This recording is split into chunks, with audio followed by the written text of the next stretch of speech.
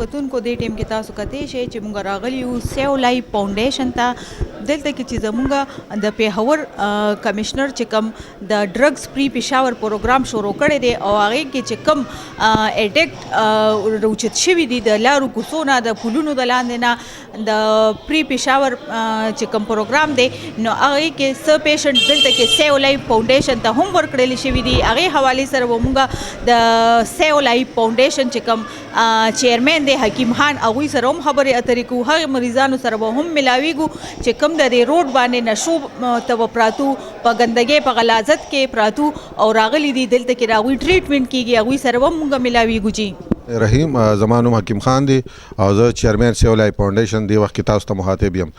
ډرګز فری پېښور مهم چې کم دی نو دا د وزیر اعلی خیبر پختونخوا علي امین ګنڈاپور صاحب په قیادت کې او د پېښور کمشنر ریاض مسعود صاحب اور د ډایریکټر سوشل ویلفیر محمد رفیق خان صاحب د دې په سرپرستی کې او د کم ضلعي انتظامیه چې ده د دې په نگرانی کې روا دوا دی. الحمدلله دا تاسو ته مریضان ښکاري.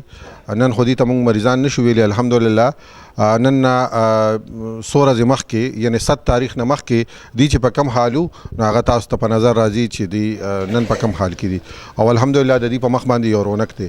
بل دا شاته چې ما سره ولاړ دي دا ټول هغه خلک دي چې دی په کلونو باندې کور ته نه دي تللی. په دې کې دا اسماعیل هم شامل دی چې د دې اسماعیل تقریبا 4 کاله وشو چې دی کور ته نه دی تللی. 4.5 کاله. په دې 4.5 کاله کې د کور والا هم وفات شوه او د 4 بچي هم دي. دا سه موږ سره دا شاته چې کوم ولاړ دي د چا 2 کاله د چا 3 کاله او د چا داسې 4 کاله یو پکې دی د هغه 6 کاله. نو دا به زه ووایم چې روک شوي بچي هغه بچي چې هغه خپل لوایکینو ته خپل فیملی ممبرز ته یعنی د خاندان هغه زمونږ خویندې میاندې تورسرې هغه سپینګیري هغه بچي چې هغه د دې دپاره درشلو ته به یې کتل او دوی به په مطلب هغه سترګې به یې وړاندې شوي اوښکې به ترې لاړې خو دوی به په نظر راننل.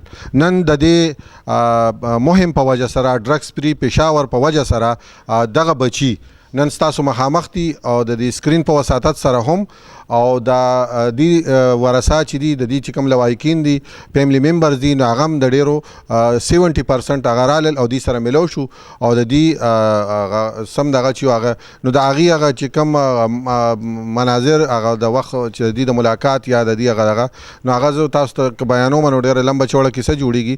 خو بهرحال دا صوبایي ګورنمنټ او چې کوم پېښور ډویژن کمشنر صاحب دی یا سوشل ویلفیر ډپارټمنټ چې کوم د ډایریکټر صاحب د ډیو صاحب یا د دې چې کوم یا ضلع انتظامیه یا دې کې ایکسایز پولیس وغیرہ انټي نارکوټکس دې ټولو خپل اهم کردار ادا کو. خو د دې ټولو کریډټ چې دی هغه دې ته ځي او بله دا خبره ده چې د دې صله هېڅوک هم نشي ورکولی خو همدغه قیادت ته د الله د دې صله ورکي او الله بیا بدلې ورکوي او دا تاریخ په خال پازو کې لیکل کېږي. د هغې وجه دا ده چې په دنیا کې دا واحد مهم دی چې د نشیانو خلاف شروع شوی دی او هغه پیز 1 هم کامیابۍ سره پیز 2 هم کامیابۍ سره پیز 3 هم الحمدلله کامیابۍ سره روا دوا دي. جی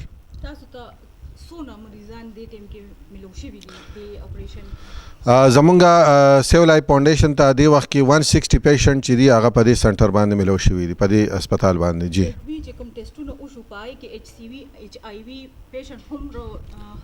جی بالکل په دې کې HIV پازیټیو راغلی او هغې دپاره بیا بل سنټر چې دی هغه یعنی کم چې قیادت و هغې منتخب کو او هغې ته مونږ هغه شفټ کړي. اوس الحمدلله چې دا کم تاسو ته ناست دي نو دا ټول د HIV نه صفا دي.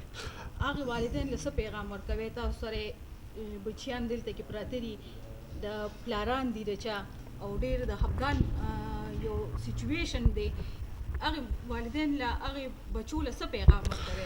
زما هغه خویندو میاندو ته او هغه د کورونو سربراهانو ته او هغه بچو ته دا خواست دی چې دوی ځان ته رانږدې کوي دا د معاشرې یعنی د دې هر یو خپل هیستوري ده، خو دا د معاشرې څپېړو والي خلک دي.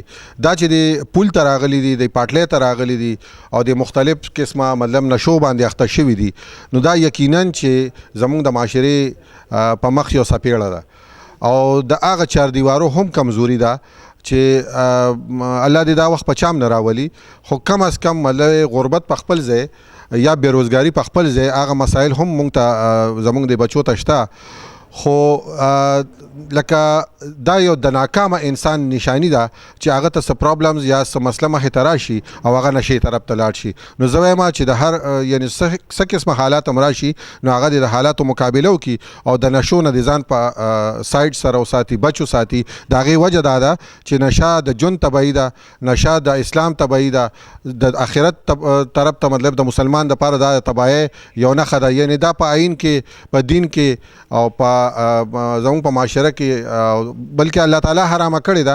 نو چې کوم څیز الله تعالی حرام کړی دی په انسان باندې، په مسلمان باندې سپیشلی، نو زمونږ مسلمانانو له دا پکار دی چې دا خلک خپل سینې ته رانږدې کړي او د دغه ماحول نه لرې وساتي. جی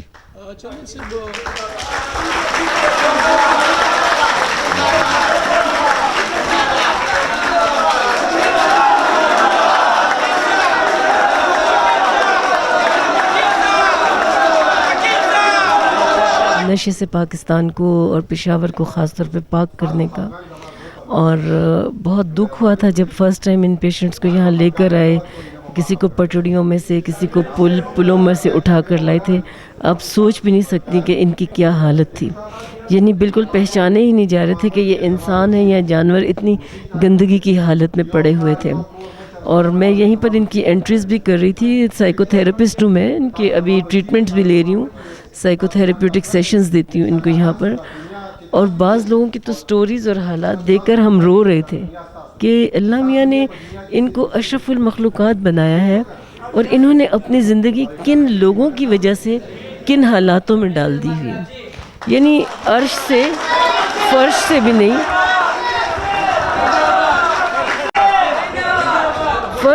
फर्श तक आ गए और फर्श से इतनी गंदगी में इंतहाई मेरे दिल को दुख हुआ.